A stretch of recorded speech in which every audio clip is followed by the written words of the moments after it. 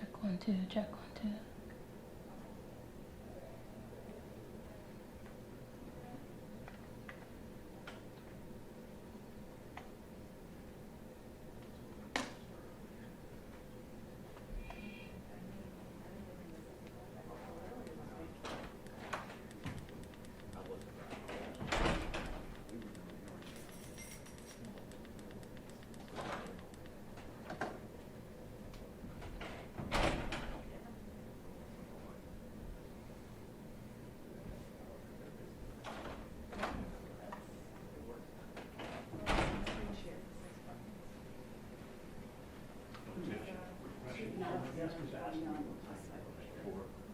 So 2 hours is what they were saying. So the video that we're watching is an hour and a half long. So we're going to do probably a 15-minute intro and then 15 minutes of questions at the end.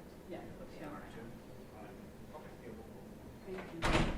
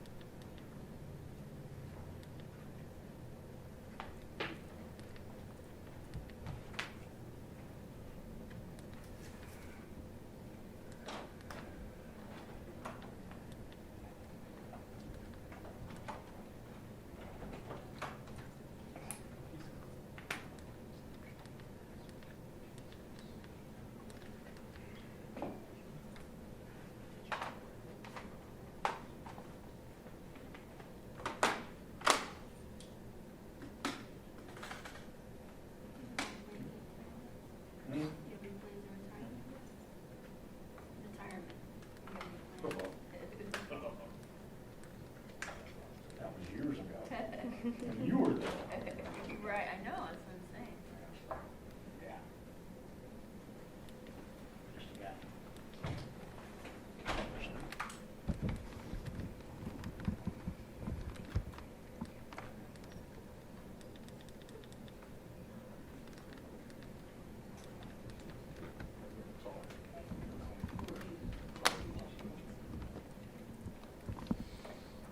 Good afternoon.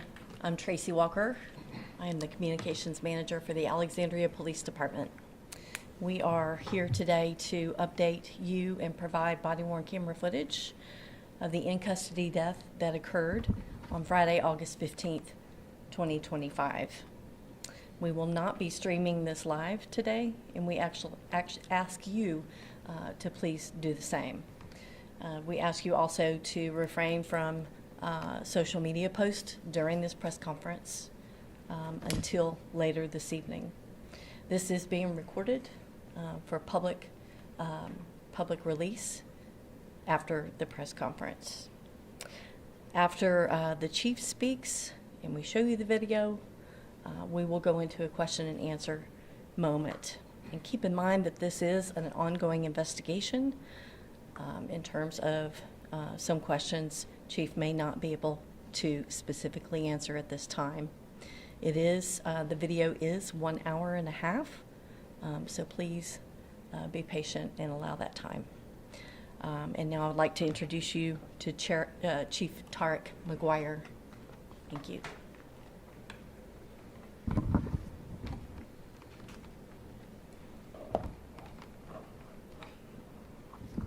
Tarrick McGuire, Tarrick, McGuire, MC, capital G, UIRE, Alexandria, Virginia, Police Chief. Good afternoon, everyone. This past week has been a difficult time for our police department, our community, and most importantly, the family of Alan Tucker II. I have been in direct contact with Mr. Tucker's family and want to clarify that he was a member of the Alexandria community, not from Woodbridge, Virginia.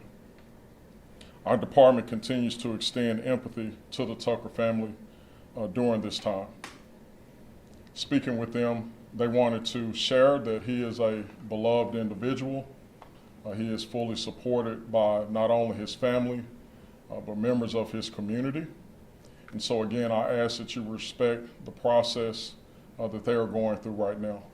And our hearts will continue to go out to them as they go through the process of grieving a loved one, and also we grieve the loss of a member of our community. APD fully recognizes that police actions today should be subject to public scrutiny. However, we are aware that threats have been made against several officers involving this case. Such threats are not only inappropriate, but they also divert attention from meaningful advocacy, civility, and the facts of this ongoing investigation. I acknowledge this process is tedious, and I want to ensure that everyone knows that all investigations are in pursuit of the facts. With that understanding, everyday law enforcement officers are tasked with making critical decisions, often split-second decisions. These decisions are made in a dynamic environment, high-pressure situations ranging from non-emergency calls to life-threatening emergencies. Officers must assess risk, follow the law, apply departmental policy, and act in the best interest of public safety. And sometimes they only have moments to decide. At its core, the mission of policing is to protect the sanctity of life, uphold the law, and serve the community with integrity, fairness, and respect. These principles are not inseparable from the values of social justice, ensuring that all individuals, regardless of their backgrounds, are treated equitably and with dignity. Public safety cannot exist without public trust, and public trust is the foundation of accountability and transparency. In this spirit, we, the APD, acknowledges transparency is not a passive principle, but it is an active responsibility of our police department. It requires that we are honest with the public about what we do, how we do it, and why, even when relationships are challenged. In respect to our core principles, I want to offer the following transparent, updated facts and provide body-worn camera from the primary officer of this incident. On August 17th, I shared with you that our community in our community the preliminary facts as we knew them about the in-custody death of Mr. Alan Tucker II. Those facts were as follows. The previous Friday, Alexandria police officers were dispatched to 2875 North Beauregard Street at approximately 5:07 p.m.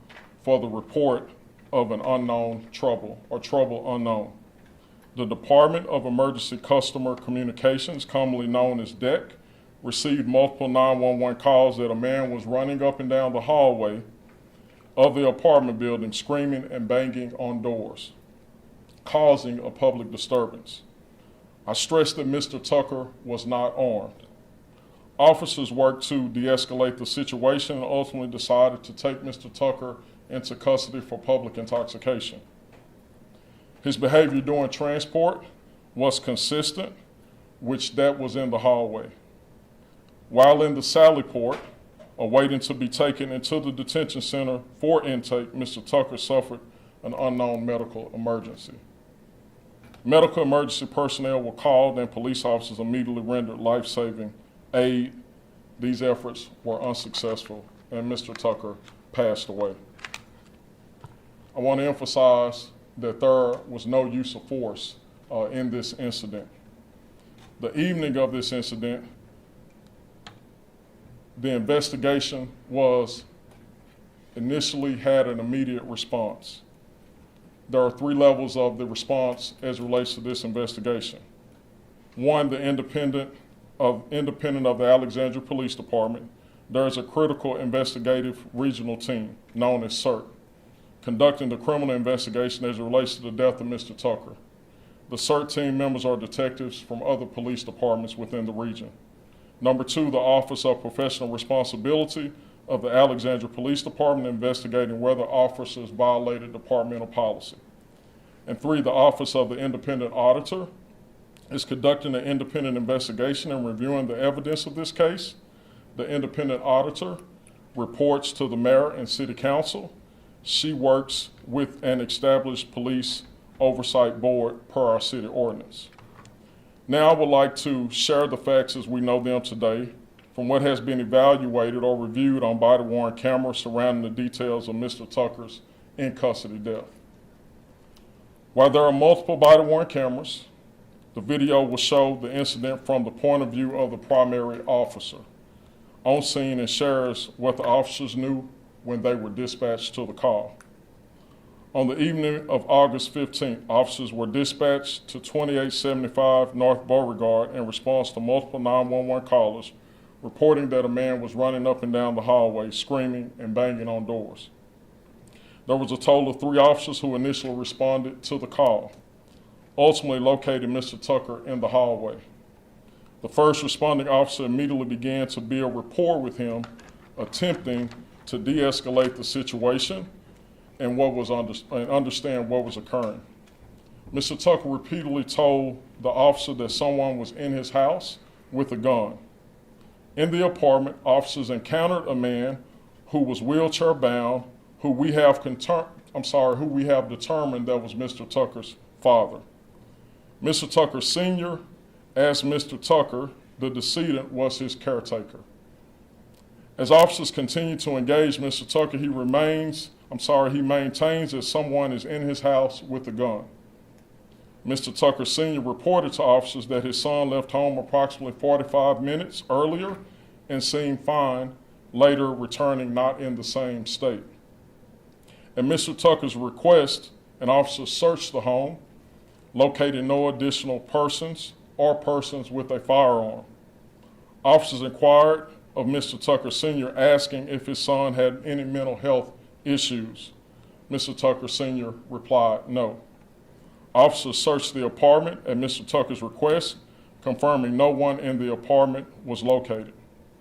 Officers reaffirmed that to Mr. Tucker, asking him to go back inside of the residence, and he refused to do so. Officers later Mr. Tucker for public intoxication, pursuant to state code, believing he was under the influence of a substance.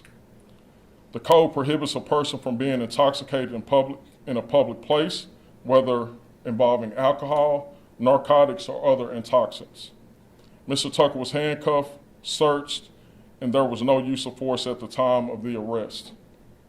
He was escorted, handcuffed out of the apartment building, and sat in the back of a police car, seatbelted in. During this period, additional officers arrived on scene, attempting to engage Mr. Tucker and calm him down. Officers had their body-worn cameras on the entire time, and it was also noted by Mr. Tucker that he believed that they were seeking to reach for a firearm. I want to be clear. No body-worn camera footage indicates that a service weapon was drawn by an APD officer. Mr. Tucker requested a police supervisor respond to the scene, and the on-duty officer called the sergeant. A supervisor arrives approximately 4 minutes from the time of the request was made, and the sergeant speaks to Mr. Tucker. Meanwhile, Mr. Tucker's behavior continues in the same previous manner as he was kicking and yelling in the seated patrol car. As a result of Mr. Tucker's behavior, the supervisor approved the officer to transport him to the Alexandria Sheriff's Office Detention Center with lights and sirens on. At that point, the primary officer notifies the dispatcher, who radios the Alexandria Detention Center intake to notify them of an incoming disorderly person being transported. During transport, Mr. Tucker continues his behavior, stating that the officer is reaching for a gun, and the officer attempts to continue to calm him down. Mr. Tucker inquires why the officer is not taking him to the police station, and the officer responds, "We are going to jail." Later during transport, Mr. Tucker tells the officer repeatedly to take him to the Alexandria hospital. "Please take me to the hospital," is what he stated. "I need to go to the hospital," and telling the officer to keep their hands up. Mr. Tucker later asked the officer, "Why aren't you going to the station again?" And the officer states, "We are going to the Alexandria Sheriff's Office." I want to confirm that during transport, a secondary officer was behind the primary officer. Officers ultimately arrived at the jail after approximately 10 to 12 minutes during the transport. Upon arrival, the officer notifies the jail of their arrival and confirms to the jail that they are arriving with a disorderly male. The primary officer pulls into a secure area, what is known as a sally port. A sally port is an attached area of the jail where officers park their patrol vehicles prior to taking someone into the jail. This is not the intake of the section where the person is checked into the jail. Officers initially approach the jail door and are told that the jail staff is at shift change, which would temporarily prevent entry. Approximately 2 minutes later, officers reapproach the door again, confirming that it was Mr. Allen and not a previous arrestee. During the time officers were awaiting for the intake process, we hear Mr. Tucker's disorderly behavior continue, escalating at times and kicking the inside of the cruiser door. The officers remain in close physical proximity of the vehicle and conduct periodic visual checks on his person. There are also brief periods where Mr. Tucker is quiet. Approximately 32 minutes after arriving in the sally port, APD officers check in with sheriff deputies a third time at the intercom to inquire about entry, and no entry is given. At approximately 40 minutes later, one officer checks on Mr. Tucker, determining he is not responsive. Officers immediately call for medical support, issuing Narcan, believing his medical condition could be related to an overdose, and immediately rendering first aid. Medical staff then exited the jail, and paramedics arrived and were unsuccessful in reviving Mr. Tucker. We will now share the body-worn camera footage. Please note the faces of individuals not directly involved in this incident, as well as apartment numbers and any audio or identifying information that could reveal investigative details or addresses, have been redacted. Additionally, the footage contains graphic language and imagery that may not be suitable for children. We will now share the body-worn camera.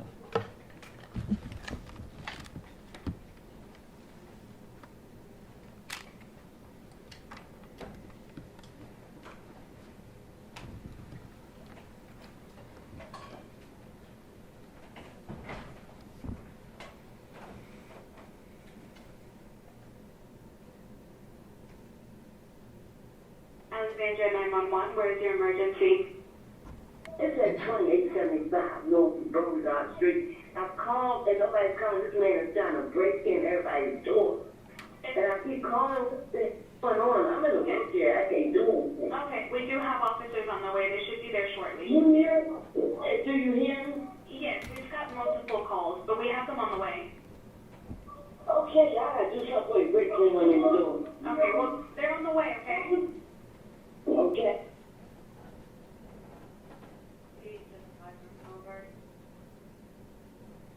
Thank you. Thank my phone number. Jack Unit 323, same truck. 36323. You're looking for a black male, unknown clothing description. He was last seen running down the hallway, banging on doors, screaming to call 911. 336-323, be advised, you just received an additional call stating that a neighbor called the caller stating that the subject had a gun in his hand. Nothing was actually seen.